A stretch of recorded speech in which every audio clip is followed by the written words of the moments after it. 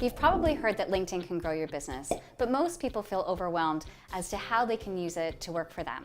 According to LinkedIn, professionals who use social selling are 3 times more likely to exceed their sales goals. You might feel as though your business is already using digital marketing.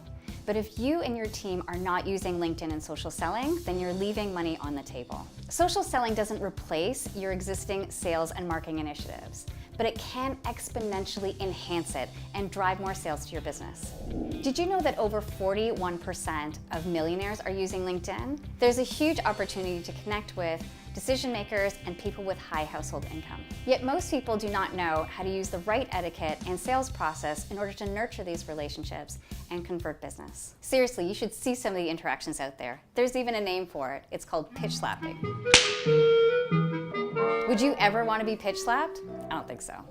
I put together a program that can help you create a strong first impression so that you get inbound leads, connect with quality people so that you are using the right etiquette at the right time, and convert clients by finding money in motion, sales triggers, and other ways to build your business.